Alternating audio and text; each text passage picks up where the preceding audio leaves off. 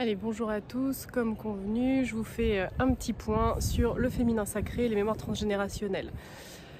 Donc comme je vous le disais, ce stage en fait, il va concerner les deux, à la fois le féminin et les mémoires familiales.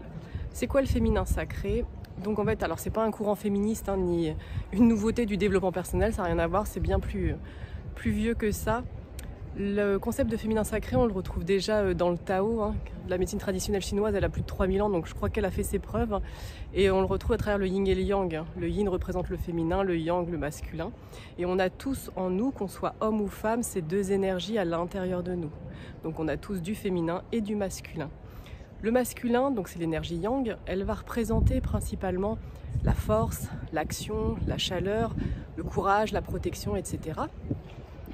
Donc c'est une énergie dont on se sert en fait quand on est dans l'action. Donc c'est le faire. Quand je fais quelque chose, quand je suis dans l'action, je suis dans mon masculin.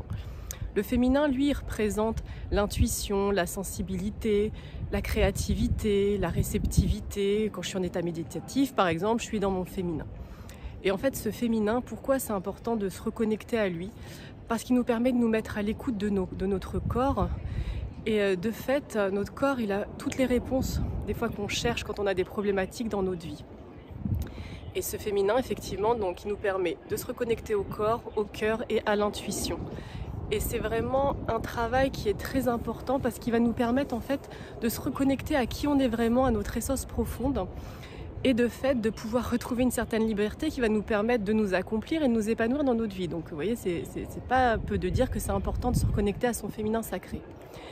Et donc dans le stage qui est proposé, effectivement, c'est se reconnecter au féminin afin d'avoir ses propres réponses pour pouvoir avancer dans sa vie, mais aussi libérer les mémoires transgénérationnelles parce que votre féminin, souvent il a l'image du code familial. Comment je vis le féminin dans ma lignée de femmes? Qu'est-ce que ma mère m'a montré comme modèle au niveau du féminin? Qu'est-ce que ma grand-mère m'a montré, mon arrière, etc., etc. Et vous verrez que si vous commencez à observer comment le féminin est vécu dans votre lignée de femmes, vous verrez qu'il y a un code familial. Est-ce que la femme a tendance à être soumise? Est-ce qu'à l'inverse, elle porte la culotte à la maison, etc., etc. Et c'est ça qu'on va aller chercher parce que souvent, quand on a envie d'être soi-même, on a une idée bien à nous et on n'a pas envie de reproduire des fois les schémas qu'on a connus. Sauf que quand le code familial exprime quelque chose, ça va être difficile d'aller contre parce que inconsciemment, je suis baignée dedans.